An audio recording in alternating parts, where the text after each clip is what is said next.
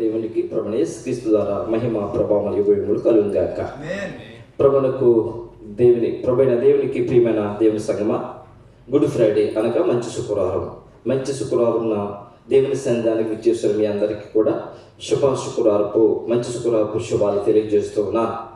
ప్రభువైన యేసుక్రీస్తు వారు ఇదే రోజుని 2000 సంవత్సరాల క్రితము ఆయన ఆకాశానికి భూమికి మధ్య కల్వరి శిలువలో వేలాడి ఆయన 7 మాటలు పలికారు. ఆ 7 మాటల్లో మొదటి మాట మనం ధ్యానించుకుంటున్నాం. మరి 2000 సంవత్సరాలుగా లోకమంతా కూడా ఇవే మాటలు ధ్యానించుకుంటూ ఉన్నారు.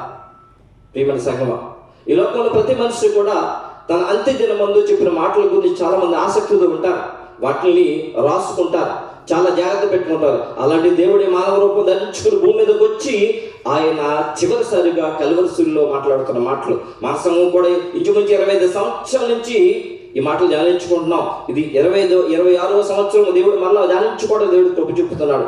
దేవుని నామమున మహిమ కలుగును గాక. ప్రభువైన యేసుక్రీస్తు వారు అంటున్నారు కదా, మొదటి మాటగా కల్వరి శిలువలో వేలాడుతూ తన రక్తానంతా కాల్చుతూ ఆయన అంటున్నారు కదా, తండ్రి వీరేమి చేయుచున్నారో వీరెరుగురు గనుక వీరిని క్షమించుమని చెప్పాను. ఈ మాటను లూకా గారు తన యొక్క సువార్తలో 23వ అధ్యాయంలో ఆయన 34వ వచనంలో రాశారు. ప్రభువైన యేసుక్రీస్తు వారు పలకగా సువార్తికుడైన లూకా గారు తన యొక్క సువార్తలో రాశారని ప్రియమైన సంగమా. అయితే ప్రభువైన యేసుక్రీస్తు వారు తనకు తానుగా చెప్తున్నారు ఈ మాటలంటే కాదండి. ప్రభువైన యేసుక్రీస్తు వారు ఈ లోకాలకు రాకముందే 7 సంవత్సరాలు క్రీస్తు పూర్వం 7 సంవత్సరాల క్రితము 700 సంవత్సరాల క్రితము దేవుడు తన ప్రవక్త మరి యెషయా ద్వారా ఆయన మాట్లాడి ఉన్నాడు. 53వ అధ్యాయము, సమయం తక్కువ ఉంది కాబట్టి తొందరగా ముందుకు వెళ్ళిపోతున్నాం. 53వ అధ్యాయం 12వ వచనంలో యాలనగా దగ్గర నుంచి చదవండి. యాలనగా మరణము నొందినట్లు అతడు తన ప్రాణమును దారబోసెను,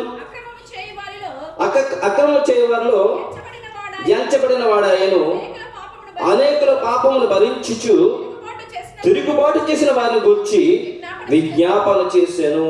అనేకుల పాపములను భరించుచు తిరుగుబాటు చేసిన వారి గురించి కల్వరి శిలువలో విజ్ఞాపన చేస్తున్నాడు, ఆయన ప్రార్థన చేస్తున్నాడు ప్రభు.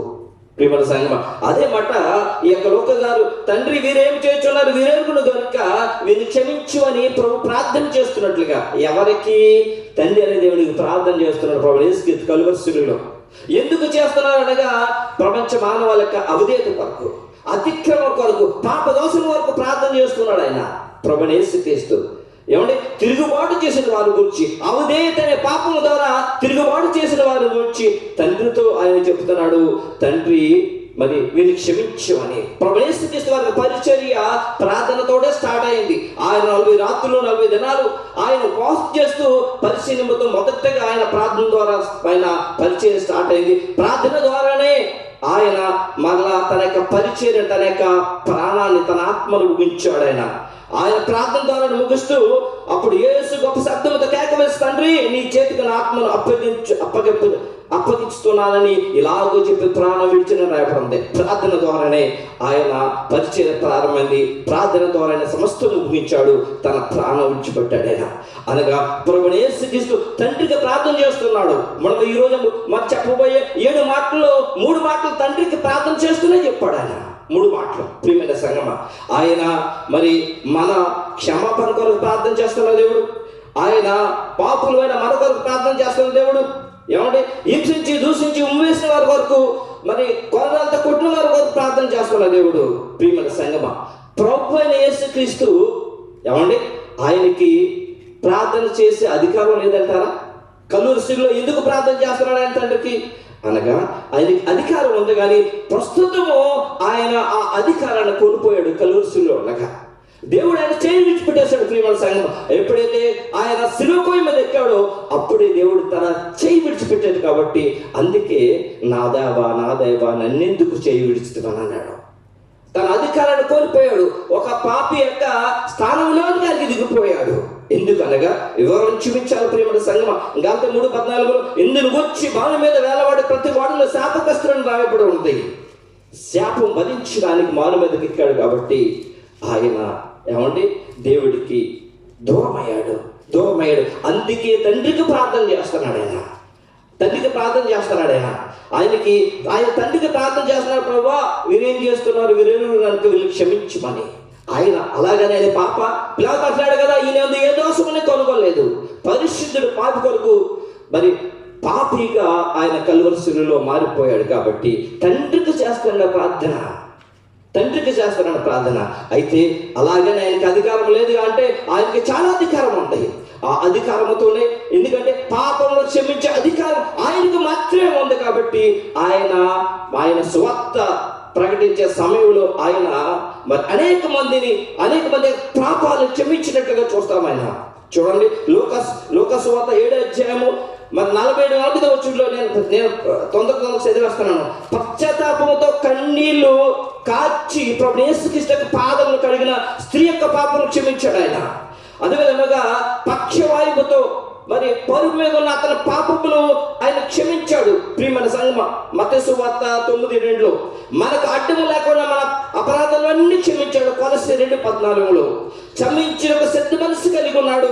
కీర్తనలు 86:5 రహస్య పాపములు క్షమించే ప్రభు. కీర్తనలు 19:12 పాపములు క్షమించే అధికారం ప్రభువుకు మాత్రమే ఉంది. లూకా సువార్త 5:24 ప్రియమైన సంగమా, ప్రభు మనుషులందరి పాపములు ఆయన అధికారంతో క్షమించాడు సువార్త ప్రకటించిన రోజుల్లో. ప్రియమైన